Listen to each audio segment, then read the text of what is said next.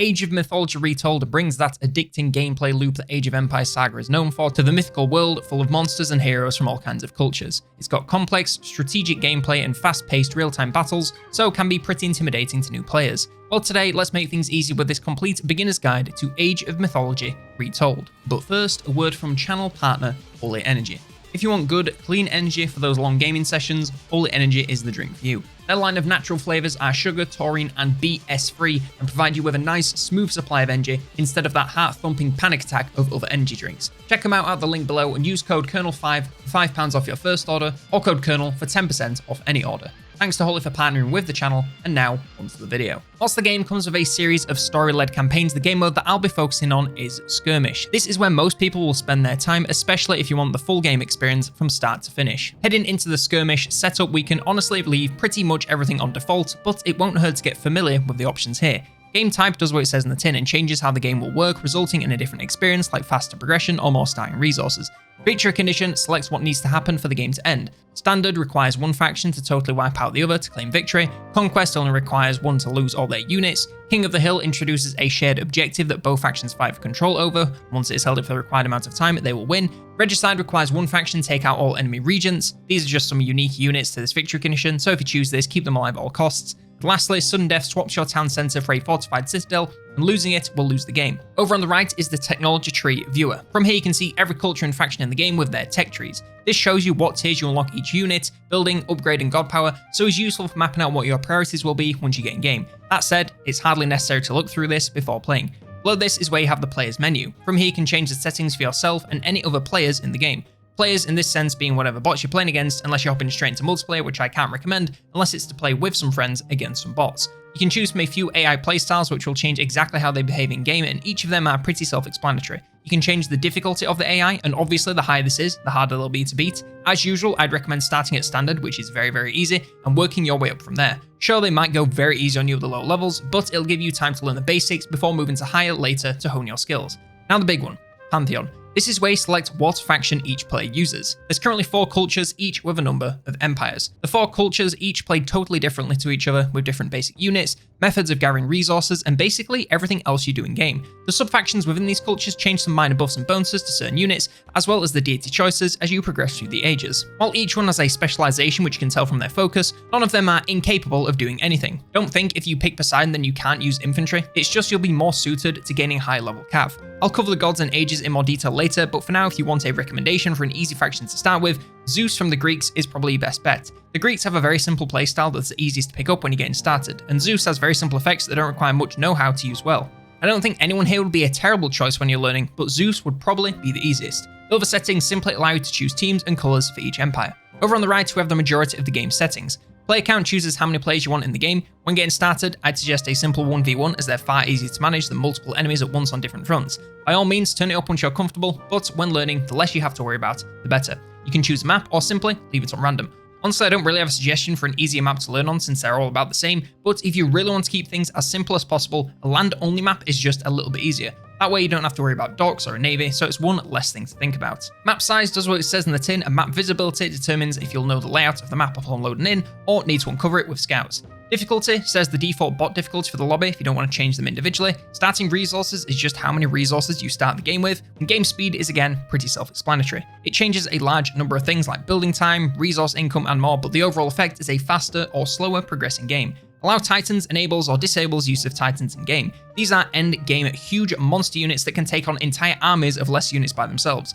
They are a little bit overpowered, which is why they're optional, but I believe they're a fun reward for succeeding into the late game, so I'd leave them on. Free-for-all eliminates all teams and causes it to be an all-out fight between every faction in the lobby. Bonus allows you to assign bonuses to players, essentially improving their faction and giving them a small edge. Villager priority allows you to use automatic villager assignments. This feature allows you to choose from a number of presets or make your own that automatically distributes your workers to balance resource income. Whilst I would recommend getting into the habit of manually assigning your villagers for more control of your game, this is a handy setting if you're just getting started. If for no other reason, then it gives you a good idea of what you should be prioritizing on depending on the stage of the game and specific situation. Locked teams prevents hostile factions from partaking in diplomacy and becoming allies or vice versa. In the 1v1 I'm suggesting this won't really make much difference since you'll always be at odds no matter what, but in a larger free-for-all with more players, unlocking this can allow you to create an alliance to take on a major threat. Just be aware that these alliances can be extremely temporary, so keep an eye on your back for any incoming knives. Military auto queue enables or disables the ability to set units to be built in perpetuity from your recruitment buildings. I'd never really use this personally, so see not much reason to turn it on or off, but to each their own. With all of that out of the way, we can start the game and get ready to play. But just before we get to the actual gameplay, I want to cover the user interface so you know what everything means. I know this is a lot of information before we get to playing the game, but it'll really help you to know what's going on once you get started. First up, control groups. You can assign units control groups for easier selection later. This can also be done by hitting control and a number key. Hitting that same number will reselect that group, and double pressing will move your view to that group of units. A good example of this is grouping up different unit types in your army so you can give them targets in battle without having to individually click each one. So melee units, ranged units, cavalry, and siege engines. Or you can just group up entire armies so you can jump between them at will, even if they're on opposite ends of the map. Along the middle of the top, we have all our resources. Food is primarily used for recruiting units from villagers to endgame military. It's gained from natural resources like bushes, wild animals, as well as domesticated animals and farms. Wood is mainly used for buildings as well as advanced military units and research. It's gained from trees. Gold is used for a whole range of things throughout the game, becoming more and more crucial the longer the game goes on. It's gained from mines and trade routes. Favor is used to recruit mythical units and utilize the powers of the gods. It's gained differently in every culture. Atlanteans build oracles, Greeks pray to temple, Egyptians build monuments, and the Norse gain it via fighting, hunting, and their Herseer heroes. Population is of course how large a population your faction can support. This isn't consumed and is instead on a capacity system where each unit consumes a certain amount and you cannot go above your maximum. It can be increased by building houses and town centers. Below this you have your age indicator and any god powers. Each of these has their own unique effects, cooldowns, costs, and are better left for individual faction guides. To the right, they're not always there, but if any units need orders, flags will appear and clicking on them will take you to the idle units so you can give them orders. In the right corner, you have the pause button, summary of the current game settings, the tech tree menu, diplomacy, and the pause menu. The only one that actually relates to gameplay is diplomacy, and in this game it's pretty basic. Once a market is built, you can send some resources to different factions to get them on side. In a standard 1v1 battle, this won't really come in useful since you won't really want to interact with them in this way, but if there are more factions or more teams in play, it is an option to help out an ally or call for aid when you need it. Below this is the scores, and while this isn't the be-all end-all of who's going to win, it's generally good to keep an eye on to make sure you're doing enough to keep up. Lastly, in the bottom right, you have the minimap, where you can see what's going on in the rest of the map and jump around to stay up to speed. You can enlarge this with the magnify button, rotate and reset your view, ping the map, which is only really useful in multiplayer, cycle through the minimap views to see different aspects, move all military units to a selected location, and lastly, toggle the scoreboard. And with all of that out of the way, we can finally get into how to actually start your game. So if you're following along and playing at the Greeks, you'll start your game with a town center, 4 villagers, and a scout. Scout first, since it's extremely simple. If you select them, their UI will appear in the bottom left, and either hitting Q or clicking the Auto Scout button will cause them to begin automatically exploring the map. This will obviously remove the fog of war, giving you a lay of the land, but also discover a number of unique points of interest. Domesticated animals can be found throughout the map, and these can provide food for your empire a little later on. So for now, simply select to move them close to your town center in a big huddle. They fatten up over the course of the game, increasing how much food they will provide, so leave them alone for now to give them time to get chunky and bring you more value later. Relics can also be found, and these are powerful items that can provide all kinds of bonuses to your empire once they are stored in your temple. They can only be picked up by heroes, but finding their locations early will give you some great direction once you're able to make use of them. You'll probably discover your opponent somewhere in the map, and in this early stage, it's best to just leave them alone and really focus on your own economy. Just a fair warning on Auto Scout, it does tend to make your scout run into the enemy base and die, so if this starts to happen, try to pull them out before they actually fall down. You'll also find these town icons, and these are settlements. Later on, you'll be able to claim them and build more town centers to further increase your control and economic power, as well as population capacity. And of course, you'll find resource deposits dotted all over the map, which are useful for planning out your expansion later on. As for the villages, you want to assign them some jobs to start collecting some resources. Whilst they can take everything to your town center, I'd highly advise building a granary and storehouse as soon as possible, or your faction's equivalent. Not only will these provide an alternative location to turn in gathered resources, increasing your income, they'll also allow you to complete research to further increase income a little bit later. The storehouse can go nearby to some golden trees, as both can be deposited there, and the granary wants to be nearby to a couple of good food sources. For those first 4 workers, I'd assign 2 to gold and 1 to food and wood each. Whilst gold is mainly a later game resource, the temple will be your first building priority and allow you to progress to the second age, so gathering enough gold to build it as soon as possible is a great idea. I'd also suggest queuing up 4 more villagers from your town center and keeping a similar split to before to increase income. As soon as you've got enough resources to build the temple, assign a villager to begin construction and shift your economy away from gold and more onto wood and especially food. You'll need a lot of food to access Age 2 and for recruitment of new units once you get there, so really focus on that the most. Now, whilst I'm playing as the Greeks and suggesting you do the same, the basic principles explained here apply to every single faction. The only differences are in exactly how that faction does each of the jobs. Once you're ready to progress to the second age, select the option in the town center and you'll be met with the god selection screen. The choice will change for every culture and sub-faction you play, but the premise is the same every time. You choose in between two sets of god powers, mythic units, and technological upgrades. As I said earlier, choosing one does not mean you're totally worthless at the other. It just means you'll be a lot better suited to that specific job. So in our case, it's between Athena and Hermes. Athena as a healer in an area, the Minotaur, which is pretty strong versus infantry, and some bonuses for said Minotaur and our infantry. Hermes, however, has a ceasefire ability, ranged centaur, also strong versus infantry, and some bonuses for cavalry and that centaur. There is no right or wrong choice, so I just advise picking based on what you want to make use of in that game. Personally, I feel Athena is the better and easier pick, but that's simply my preference, so if you want to go with Hermes, go right ahead. Once a god is selected, you'll begin your progression to the next stage, and once completed, you'll gain access to everything at that stage of the tech tree. Age 2 is where the game really gets going, as you'll be able to build recruitment buildings to get your first units, get your first god power, and unlock a bunch of tech options to help you scale into the later game. Once the upgrade is in progress, I'd advise recruiting your first hero and sending them to start collecting nearby relics and bringing them to your temple. Either faction can claim these, so it's best to get on with it early, so you have the most bonuses moving forward. Once the upgrade is complete and you're in Age 2, set one of your villagers to work building some recruitment buildings. Whilst you do want to build all of them, I'd follow the order of melee, ranged, cavalry, then dock if you're on a map with lots of water. Ideally, you don't want to get into too much combat in this age either, but it never hurts to be prepared. Once completed, aim to have a small army of about 10 to 15 units alongside your heroes and any free mythics. Small tip, once your recruitment buildings are complete, select them all whilst holding shift and give them a control group. This will allow you to select them all at once and recruit from any of them without having to click around, as well as set their rally points so all of your units are going to the same place.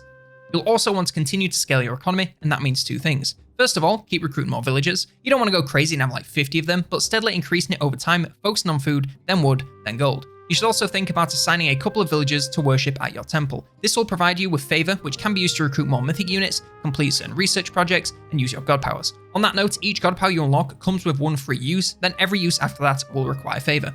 Secondly, you'll want to complete some research projects in your granary and storehouse. Axe and pickaxe are good for wood and gold, then husbandry for food. Husbandry won't see a massive amount of use until later on once your domesticated animals are fattened up, but it's well worth picking up early to speed up that process. You'll probably also start to exhaust the nearby area of resources, so have to start traveling further afield to gather what you need to progress. You can either build granaries and storages to do so, or entire new town centers, depending on your map layout and situation. Just make sure you always have a plan of where to go next once deposits run out, as you never want to be without income. Also, once you do set up forward bases to collect resources, make sure to defend them with towers at the very least. These can also be built by villagers, and with an upgrade, will automatically fire on enemy units, and at the very least deter a smaller army and give you time to bring over a force of your own. Lastly, you want to build an armory, and we're doing this for two reasons. Firstly, it's a building that will allow you to complete research projects to increase the power of your units, so that's a win. And secondly, it's a requirement to enter Age 3, so having that ready to go early is never a bad idea. So to summarize the focus for this age, it's economic growth and beginnings of fortification. You want to expand your income and control territory and be able to defend it against an expeditionary force the enemy can throw at you. Once all of this is complete and you've gathered enough resources, we're ready to enter Age 3. Honestly, Age 3 and 4 are pretty much the same, so I'm going to lump them in together. This is the stage of the game where you want to start mass building your army and get ready to take the fight to your opponents. To do this, you'll obviously need a lot of resources, so increasing villager population, building new town centers and outposts, as well as completing any research will be the way to go. I'd first aim to build up your army to 40 units or so and try to use a mix of unit types so you have something to deal with anything. I'll cover this in more detail in the warfare section, but each unit is best versus a specific kind of enemy, so make sure you have an army that can take on anything so you're ready for whatever the enemy throws at you. Don't go attacking them early before your full force is ready, and instead station your army nearby to the edge of your territory so you can push back any attacks and be ready to move at a moment's notice. It's also not a bad idea to complete any research upgrades for military units, so they're as strong as they possibly can be if they get into any tussles. Age 3 is also when the Greeks can build a fortress, which is a heavily fortified building capable of producing siege units like catapults and towers to transport units safely past defenses. And this is a must if you want to take down enemy structures fast. You can also fortify your territory even further with walls and towers, just make sure your economy is able to keep up, as it can get extremely expensive very quickly. On lower difficulties like standard, you'll be able to get away with doing this without much need for defense, as the AI will mostly keep to itself. But once you move up a little, you'll need to be a lot more prepared, so it's best to build those habits early. Once your big, beefy army is as ready as it can be, you can finally move them in for the attack, and that's where the warfare part of this game really comes into things. Warfare in-game is very simple, but it also has a lot of complexity you can add to make your army perform a lot better. For example, you can just hit attack move and select the enemy town center, and your army will move in, taking out enemies and defenses before moving on to other buildings. However, this won't take into account unit strengths, so your troops can charge headlong into combat against something that can easily take them down. The most effective way to use your army is with control groups. My best advice would be to divide your army up by what they're strong against. So all heroes will be strong versus mythics, so that's an easy group. For the Greeks, the Hippeus and the Peltasts are strong versus ranged, so that's another one. Go through your whole army doing this until every unit is in a group that's going to focus on their strengths. Once this is done, you simply move your army up, and once you spot enemies, use the control groups and dish out personalized commands for each group. It can get a little bit chaotic in the heat of battle, so just do your best to keep cycling through your groups, assigning targets, and make sure their stance is set to aggressive, so on the off chance you forget about them, they'll move to attack anything they can see. Certain units also have abilities they can use during battle, but most of the time you won't need to worry about these, as they'll automatically use them as long as you see this cycle symbol. It's useful to know what their abilities are, as it can dictate what you send them against, but it's not something you want to think about much more than that. Whilst you do want to take out everything, priority targets are pretty much anything that can fight back, so towers, forts, and of course enemy units, then town centers, and anything else left standing. Still make use of your control groups and direct the right units to the right targets, but focus these as hard as you can first to ensure a smooth outcome. And lastly, be sure to use god powers whenever possible to give yourself an edge. They massively vary from god to god, but a lot of them can bring you some extremely powerful effects in combat, so don't sleep on them, especially if it's going to be a close fight. As for army builds, I'm inclined to say that it doesn't really matter, and that comes with a big asterisk. Now yes, it matters that you have units to take on whatever you come up against. What units they are doesn't seem to matter all that much, as long as they're as upgraded as you can get them. So those spearmen you unlocked in Age 2, as long as you've upgraded them with research, they'll do just fine in Age 4, so don't worry about trying to phase them out. It's much more about how you use your units rather than when they became available. Also bear in mind which gods you picked as you progress through the ages. Each of them had a focus which improved specific aspects of your roster, so lean on those more heavily and they'll have a bit of an edge over others. And that really is all there is to combat. All being well, you take down the enemy empire and claim victory, ready to turn up the difficulty and keep getting better and learning new empires. And that brings us to the end of this video on Age of Mythology Retold. Let me know in the comments which culture you'd like to see a guide for next time, support the channel to see yourself in the credits, like, subscribe, and if you want more strategy game content, then how about this beginner's guide for Sins of a Solar Empire 2.